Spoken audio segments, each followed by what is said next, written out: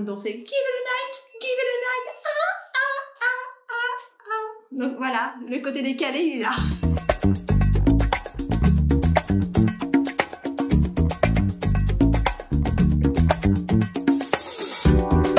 Je m'appelle Isabelle, j'ai 46 ans, je suis profondément heureuse dans la vie, je suis quelqu'un de complètement décalé.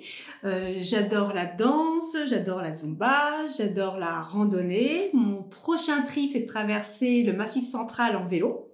Et professionnellement, je suis coach en orientation et j'accompagne également dans les bilans de compétences des adultes. Voilà.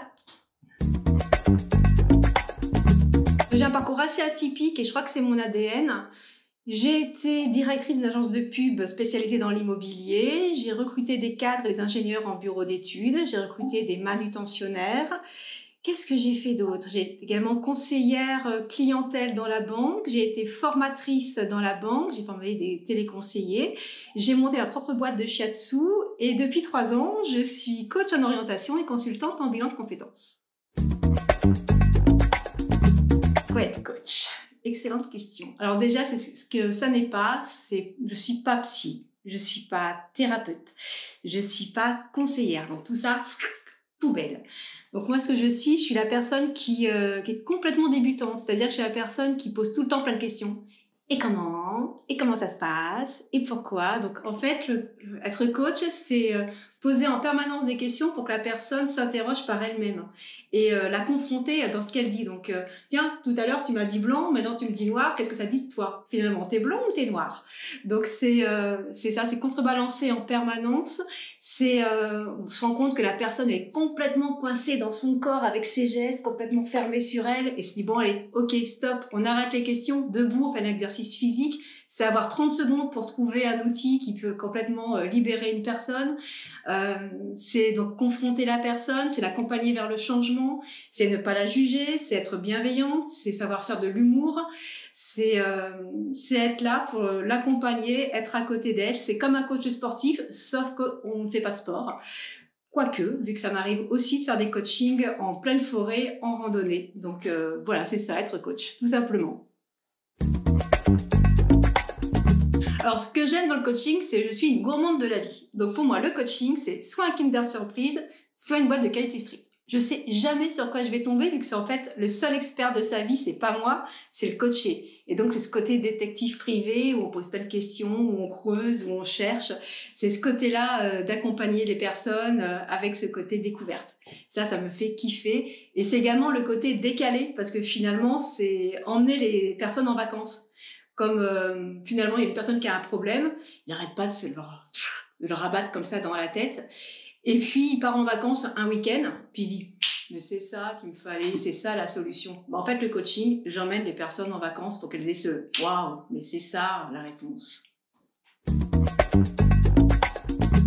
Donc moi j'accompagne principalement des adolescents dans l'orientation, donc de 14 à 18, 19 ans.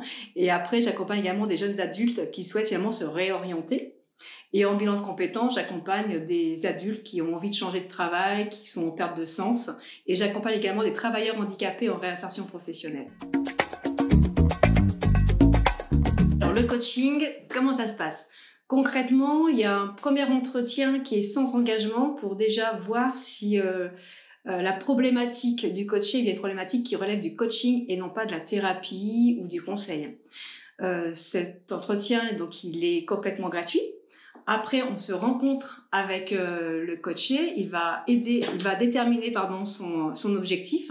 Et moi, je vais valider avec lui si cet objectif correspond bien à ses attentes et s'il va être écologique, s'il va être mesurable, s'il va être atteignable dans le temps qu'il s'est imparti. Après, on va également l'accompagner sur des plans d'action pour qu'il puisse atteindre le changement de manière la plus sereine possible. Et surtout, comment se passe un coaching, c'est soit dans la bonne humeur, soit avec une boîte de Kleenex. Je pense que je suis sponsorisée au niveau de la boîte à mouchoirs.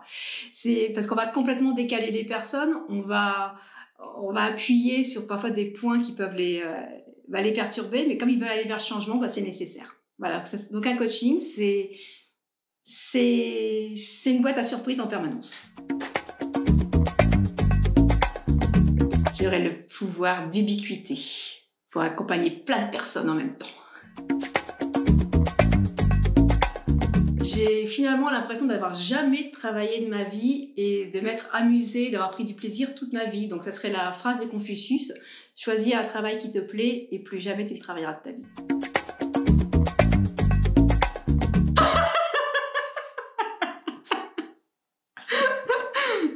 Non, je peux pas devant une caméra.